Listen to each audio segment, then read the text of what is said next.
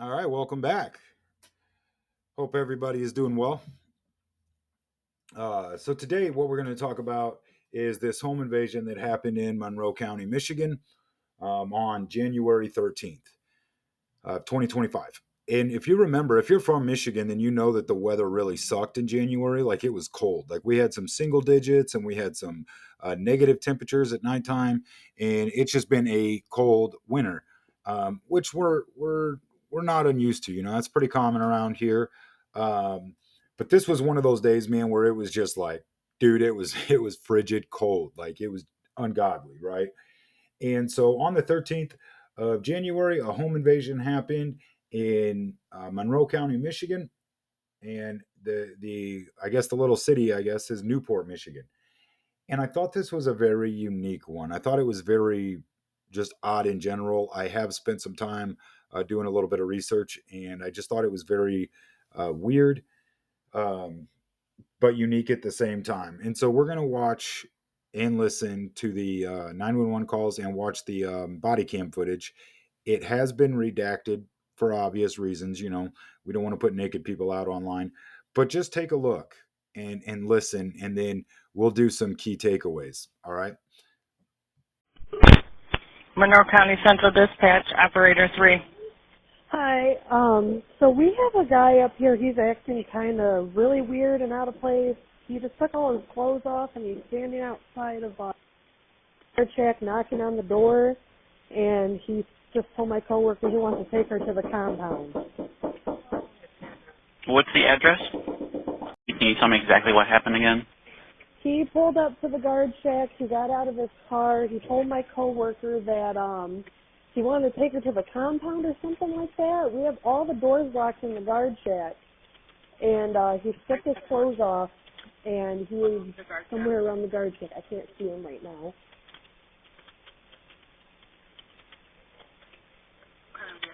What kind of vehicle was he in?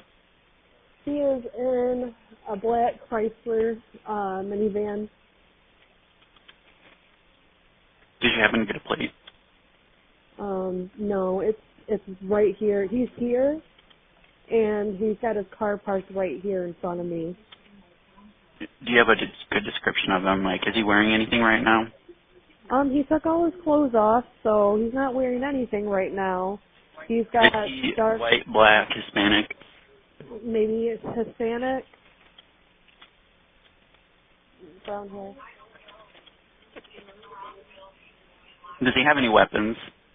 Not that I can see.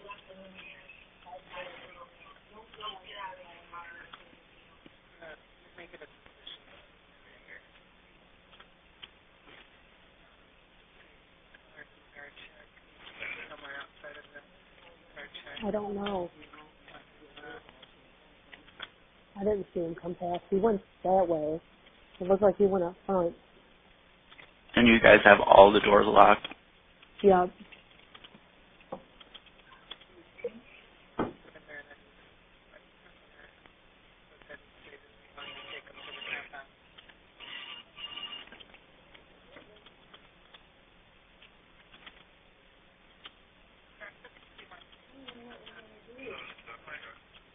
The driver sees him. Okay, we got help on the way for you. Can you still see him? My coworker sees them. They're pointing out kind of towards Newport Road.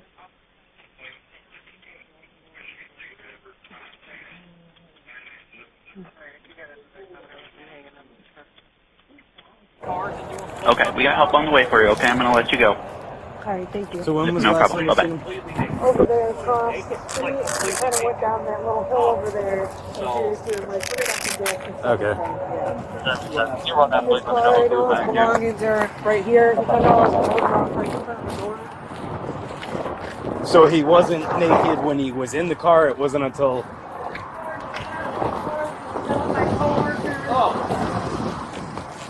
There's a wallet in that stuff. Here's his pants. Got done doing whatever he's doing in front of the truck. Okay.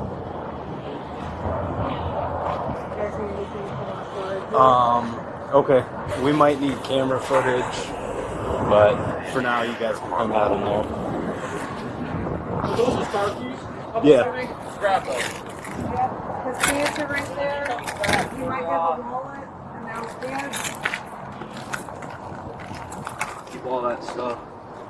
You guys have video cameras? Yeah. Can you pull them up? Maybe you keep those keys on there. Yep. Got a wallet.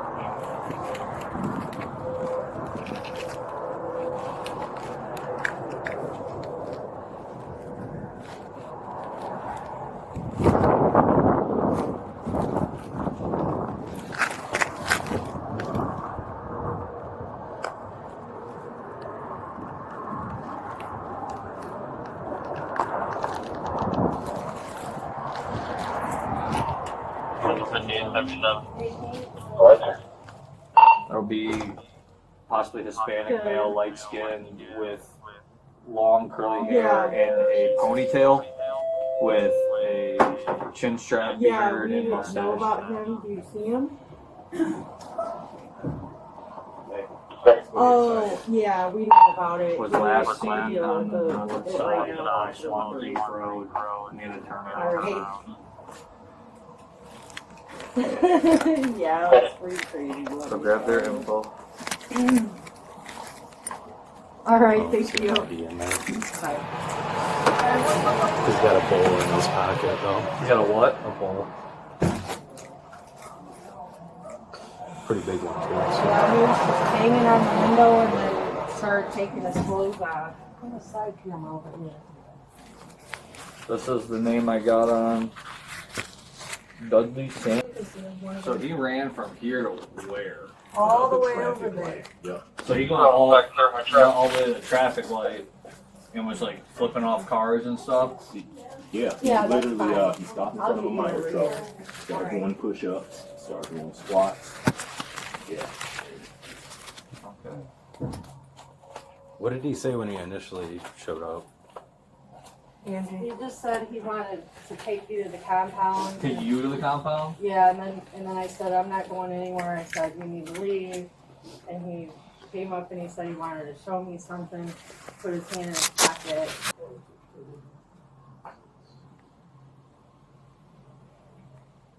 Central 5889, 5831. Looks like that subject just went into a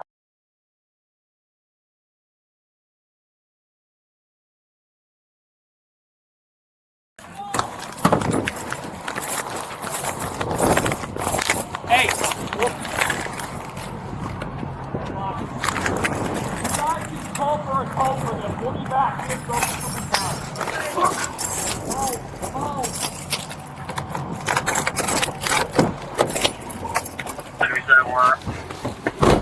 Go.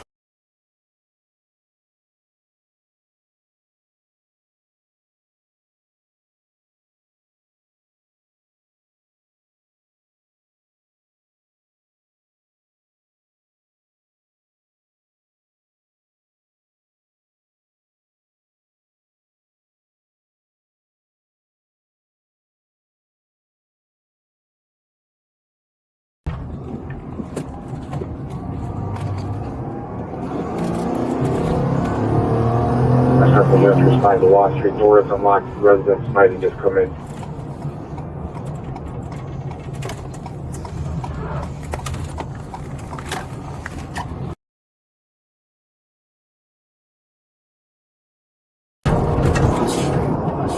Should be this one right up here. Lock. Right here.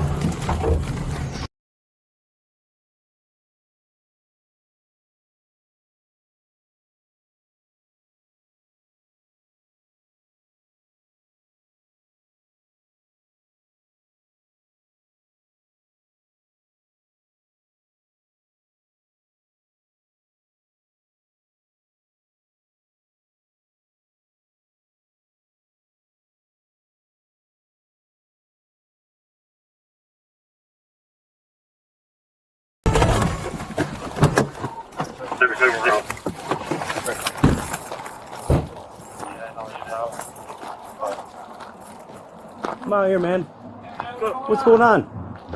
He just walked in my back door. I'll talk to you. Hey, no, come here, come here. Hey! What the fuck is the what?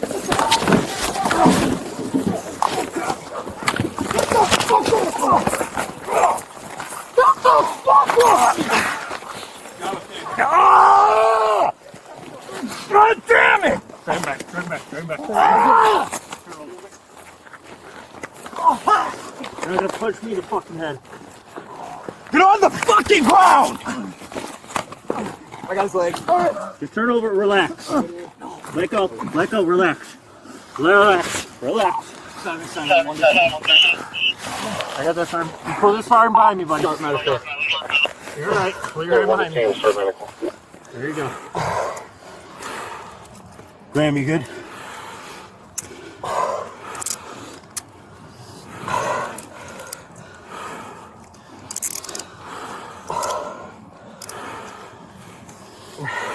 You good? Take me. We gotta get him out of the snow. We gotta get him in a car. Give me 2 seconds. Take me to the king. I know, hold on. Fuck it, but where's the black one? Where's the black one? I don't know, probably Stand not. up over. Okay. Go blast the heat, Tompkinson. I trust you. You're good. I trust you. Sorry. Oh man, it's hard. It's so hard to fucking under these conditions. Alright. Yeah, we're gonna sit in here, alright? Watch your head.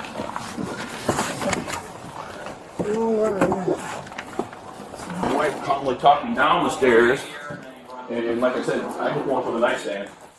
You know, I got my knife in the nightstand, Right. And not that I wanted to. Maybe it would have been enough to get him out of here, or it would have been enough to get him to attack me. I don't know. Right. And who knows what would happen after that? Can I just get your full name? You didn't assault either one of you, didn't harm the dog or anything like that? Not while he was in the house. Like I said, he tried up there. I shoved him here, and he was gonna try, but then he didn't. He was easy to de-escalate. When For her, for me. he didn't want to listen to me. Well, Okay. But he was. He dealt with mostly females up at the distribution center at their gate. He was looking for the 12 women of color that were promised to him. Okay. The rainbow Yeah, women. the I rainbow told him they women. were outside. That's why he opened the door when you guys came.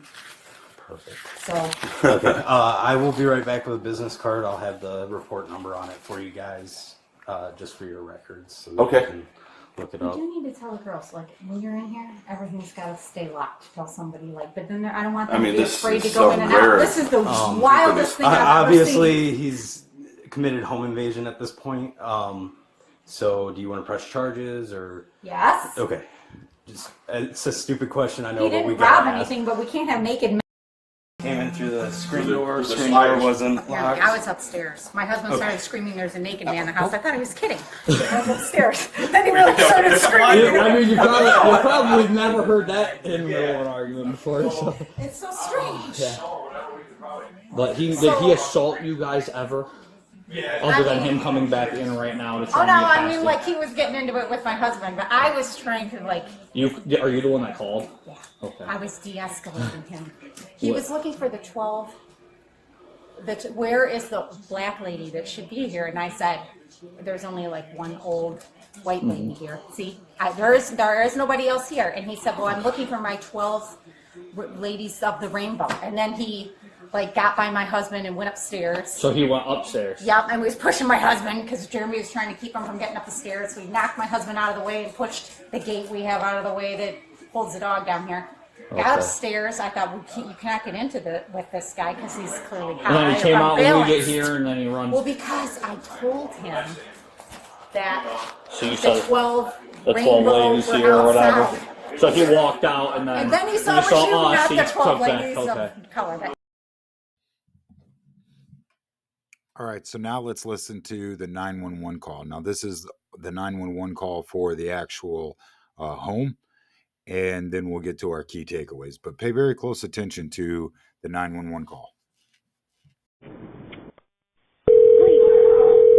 Wait a minute. Move over.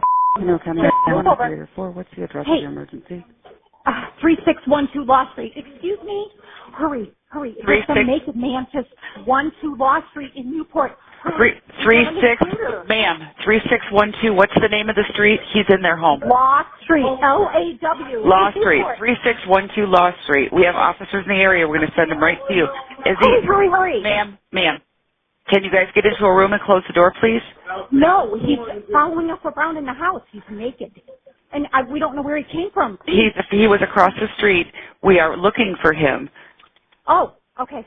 So I want you to... 3612 Lost. Gotcha. And your name? Where are the 12? Where are the 12 women of color? The rainbow.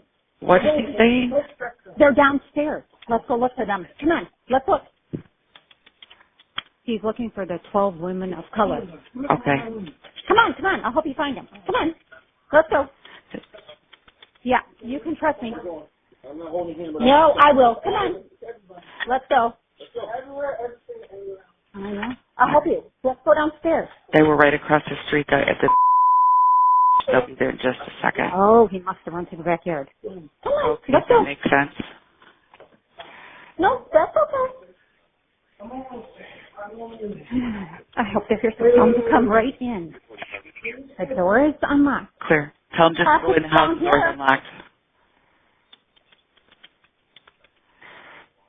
Front door, I'm going to try to keep them in the living room. Okay. Come on, let's watch for them. I think they're coming. They're coming from out here. Come on. You're going to wait for them there? Okay.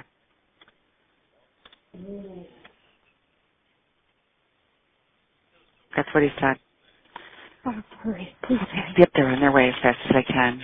What do you need? That's the freezer. Ask him what his name is. What is your name?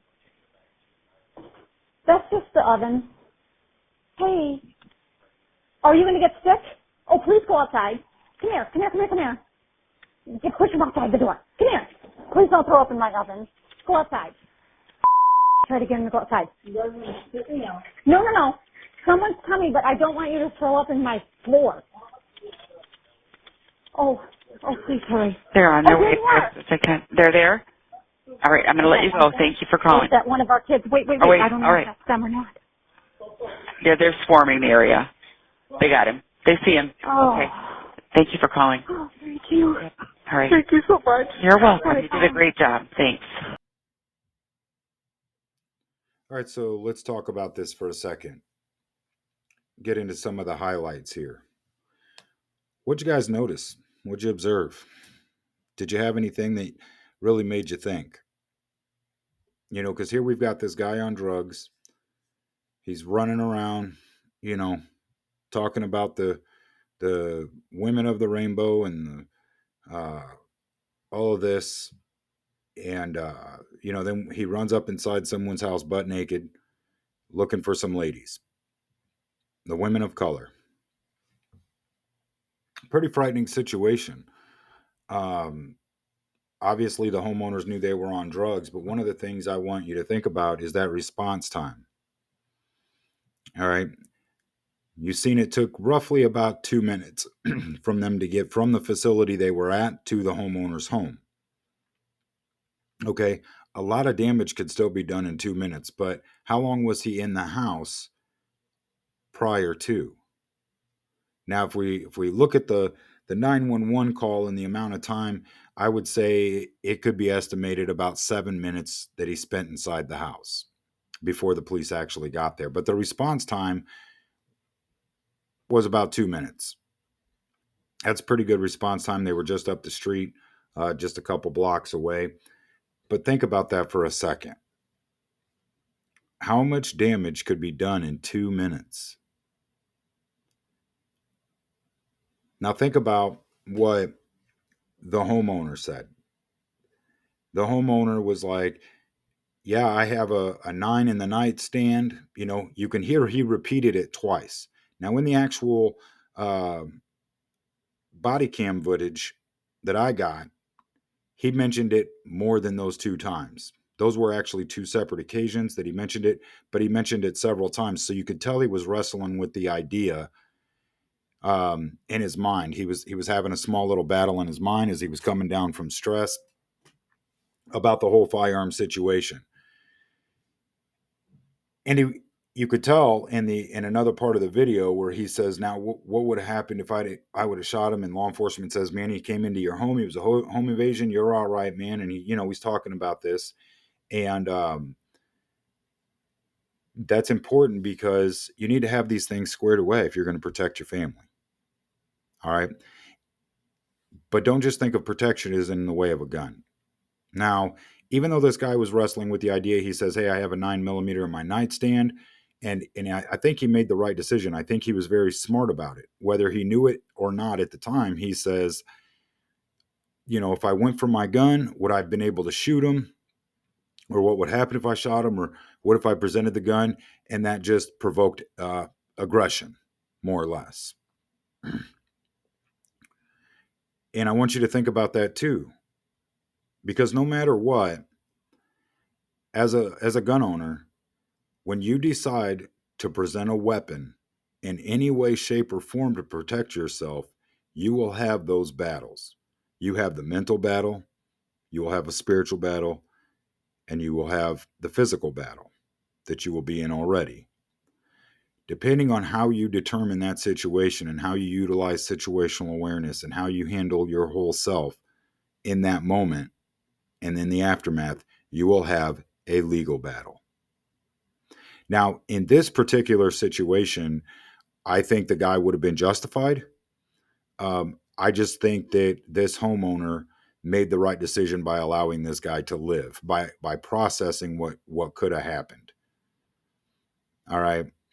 And if he presented a weapon, I don't think that this specific individual would have became more aggressive. It is certainly a possibility. Like, he wasn't there to harm anybody, right? Which is very, very unusual for these kinds of things. But I want you to take that away. I want you to put yourself in this same homeowner situation. You're downstairs, you're watching the game, you hear someone talking to your dog. What are you going to do next? You're going to bolt for your gun? You're going to get up and defend your home? You're going to call the police? The reason I ask is I want you to start thinking about a plan for you, a plan for your family, and how you're going to protect them. All right. Now, some other things that I wanted you to take away from this that I think are really good talking points is you notice that they said that this is uncommon here. This is out of the normal for this area. These types of things don't happen there. They would have never expected it because of the type of area they live in. When we're talking about crime and home invasions and things like that, one thing you should do as an individual is stop putting yourself in a box. Stop exempting yourself from any category of crime, especially home invasions. Okay, now your home should be a place of peace. It should be a place that is warm and welcoming and where you raise your kids and what you work so hard to provide. But that's not always promised to you. And so I really want you to say to yourself, there is nothing about me that exempts me from these situations. And one of the largest failures of being able to react and being able to fight back is believing that these things can't happen to you, that there's something so special about you that you're exempt from it. And that's simply misleading, and it's not true. There's nothing about you that can stop these attacks from happening. Even if you do all the right things, they could still happen to you. So don't set that expectation. The other thing I would like to point out is notice how their doors were unlocked. Okay, he says, oh, he came through the back door, and then now we know the front door was open. So, and in the questioning of these homeowners, they did disclose that he got in because the doors were unlocked. And in fact, more than half of home invasions, that is how they enter, is through an unlocked entry, whether it be a window or a door. So another key takeaway that we could utilize to protect ourselves is to lock our entry points, lock up those thresholds, windows and doors. All right. Now, as we get into the phone call, I think that this was pretty critical. And I don't know if any of you guys caught this, but notice at the very beginning of the phone call, you hear the phone ringing and you hear her, the homeowner, talking in the background while the phone is ringing before dispatch picks up the phone. Did any of you guys notice that? Go back and listen to it again. Now, that's very critical in the way that we protect ourselves, at least legally, is once you hit the last one on the call and send it, it automatically starts recording. It does not start recording when dispatch picks up. All right. And so that would be a key point that you should take away from this too. All right. And then the rest of the phone call. Now I'm right there with dispatch. I think she did a fabulous job at walking through and talking to dispatch and handling the situation. And when you start developing your home defense plans, if you're able to have a female to work these plans out with, this is a very critical piece, guys. Very critical piece. Listen. I like how it was the woman that called 911. And if you notice, she dialed 911. She's on the phone with them. She's kind of getting tripped up on her numbers and letters and things like that in the very beginning. That's a normal reaction. Okay? That's why it's important to have your most simple information on hand and ready. Right? It took her a second, but she got it. She starts talking to law enforcement. You hear the dispatch say, ask him what his name is. And she stops talking to him and says, hey, what's your name? He doesn't answer back, but now she's talking to the bad guy, dispatch, and she's controlling the whole situation. And she's being kind about it. Now, the reason that that's important, listen, guys, the reason that's important to add to your plans is because females can multitask. Guys, we suck at it. Just the truth. All right. So if a female is going to make a call, or if someone is going to make a call to 911, let it be a female, because she's able to hear all those different conversations where men were not. It's just how it is. We'll just get frustrated. So I think that's a very critical point for people to understand, is the way we work out our home defense plans and the way that we deal with law enforcement. We should incorporate women. It's very important. Now, I do like how she kind of took control of the situation. I think that did a lot of justice, right? There was one other point I wanted to make about this. Oh, she did communicate to the dispatch that the front door was unlocked and just to come on in. Okay. That's a very critical thing too when you're talking to law enforcement, is you want them to know that they can just come on in. Otherwise, they're not knocking. They're not thinking they're going to have to kick the door down. They can just come right on in. They already know that the door is unlocked. I think that was a good piece of information for them to know. All right. So I do like how the homeowners handled the situation in general, and I do like this lady's tactic. She was very clever and quick-witted with it. She was like, the women of color, oh, there ain't nothing but an old lady, a white lady here but me. And then she says, hey, they're outside. He takes off outside, and that he gets into the running with the police. All right. So all of those are pretty critical to talk about. And the only reason I showed this one, like I don't like that it was redacted all the way through, but we definitely want to protect people. And so, but the whole way that this one rolled out was pretty important. There was a lot of important pieces there for, I think, any gun owner to, or even anyone that wants to protect their homes. Okay. Whether you're a gun owner or not, we can all still learn from this specific situation. Another point that I would add to is, you hear law enforcement in the beginning, can you guys get to a room and lock the door? Okay, now my opinion, this is just my opinion, that idea doesn't really work well for me. I don't like it. Here's why. Most of the time in home invasions, the invader will go to the main bedroom. That is what they seek after. And two, you might go into a room where there's no exit, or an exit that you can take without being injured. Okay, so if you're on a second story and he comes in, your only source of exit is through a second story window. So work out your plans. Okay? I hope you guys enjoyed this. There'll be many more to come. Check us out on YouTube and our Patreon, and like us on Facebook, Kingsman PSC. Talk to you later.